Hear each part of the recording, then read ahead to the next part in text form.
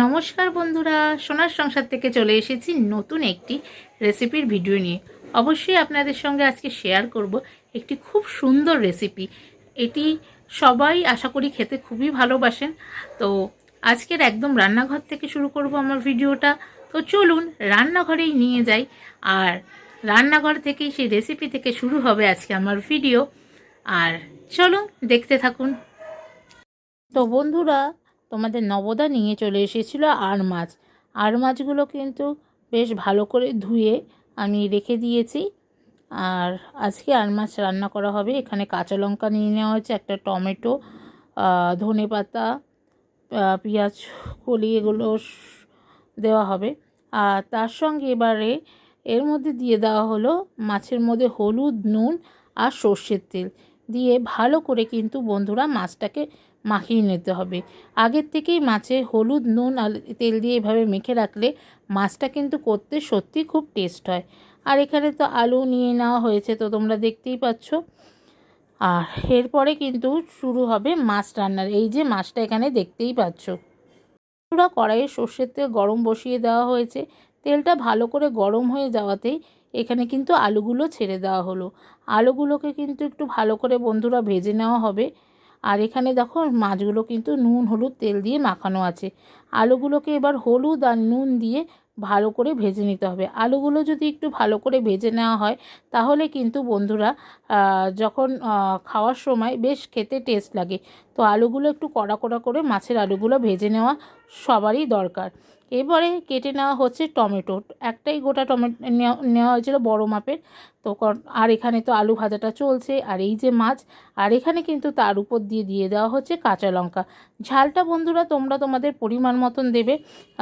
ঝালটা আমরা একটু যেহেতু বেশি একটু ঝাল খেতে ভালোবাসি, সেই জন্য একটু ঝালের পরিমাণটা বেশি দিয়েছি। আর এখানে দেখো আলুগুলোকে ভালো করে ভেজে নেওয়া হচ্ছে সর্ষের তেলে। আলুগুলোকে কিন্তু কড়া কড়া করে ভেজে নেওয়া হয়েছে, তো তোমরা দেখতেই পারলে। এরপরে তেলটা ভালো করে গরম করে এর মধ্যে দিয়ে দেওয়া হলো তেজপাতা, আর দিয়ে দেওয়া হচ্ছে 5 ফোড়ন দেওয়া হবে, আর দিয়ে দেওয়া হচ্ছে শুকনো লঙ্কা দিয়ে ভালো করে কিন্তু ফোড়নটা করে নিয়ে এর মধ্যে দিয়ে দেওয়া হলো সেই টমেটোটা বন্ধুরা ভালো করে দিয়ে দেওয়া হলো। দিয়ে এবারে তেলের সাথে একটু ভালো করে নেড়ে চেড়ে নেওয়া হবে। আর এইভাবে অবশ্যই বাড়িতে করো একবার রেসিপিটা, আশা করি তোমাদের সকলের খুব ভালো লাগবে। এর মধ্যে সামান্য একটু লবণ দিয়ে নেওয়া হলো। আর এই দেখো কাঁচা লঙ্কা কিন্তু মাছের উপর দিয়ে সাজিয়ে দিয়েছি, কেমন লাগছে বলো দেখতে। আর এইদিকে টমেটোটা একটু ভালো করে মশলাটা করে নিতে হবে। এর মধ্যে দিয়ে দেওয়া হলো হলুদ, আদা গুঁড়ো, গরম মশলার লঙ্কার গুঁড়ো, গরম মশলার গুঁড়ো দিয়ে দেওয়া হলো, আর সামান্য জিরে গুঁড়ো দিয়ে দেওয়া হলো। দিয়ে ভালো করে মশলাটাকে কিন্তু একদম করে নিতে হবে। মশলাটা যত ভালো করে হবে ততই কিন্তু রান্নার টেস্ট হবে বন্ধুরা। আর মশলা যদি কাঁচা থাকে তবে কিন্তু রান্নার টেস্ট একদমই হবে না। তো দেখতেই পাচ্ছ ভালো করে দেখো মশলাটাকে কিন্তু কষিয়ে নেওয়া হচ্ছে তেলের সঙ্গে। এই দেখো, আর একটা কিন্তু বন্ধুরা খুব সুন্দর গন্ধ বেরাচ্ছে, দেখো কি সুন্দর কালার এসেছে।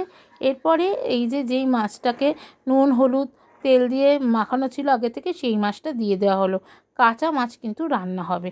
আর এবার টমেটোমের মশলার সঙ্গে ভালো করে কিন্তু মাছগুলোকে মিশিয়ে নেওয়া হচ্ছে মশলার সাথে। যত মাছের ভেতরে মশলা ঢুকবে ততই কিন্তু খেতে বন্ধুরা টেস্ট হবে। এরপরে ভালো করে মশলাটাকে মাছের সঙ্গে মিশিয়ে নেওয়া হলো, তো তোমরা দেখতেই পাচ্ছ। আর এরপরে কিন্তু এর মধ্যে জল দিয়ে দেওয়া হলো, যেহেতু পাতলা ঝোল হবে জল দিয়েই কিন্তু ভালো করে এই একটু নুন চিনি দিয়ে দেওয়া হলো। দিয়ে এরপরে ঢাকা চাপা দিয়ে রেখে দেওয়া হলো। ঢাকা চাপা দিয়ে দেওয়া হলো, মাছটা একটু ভালো করে সেদ্ধ হবে। এই দেখো কী সুন্দর মাছটা সেদ্ধ মানে ফুটছে, দেখতে পাচ্ছ। আর কালারটা যা দুর্দান্ত এসছে বন্ধুরা, কি বলবো, ওফ, দেখলেই একেবারে জিভে জল চলে আসছে।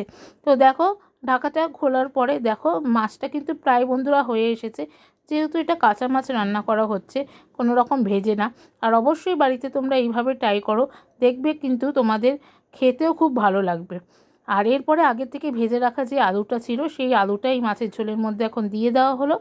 দিয়ে কিছুক্ষণ একটুখানি রাখা হবে।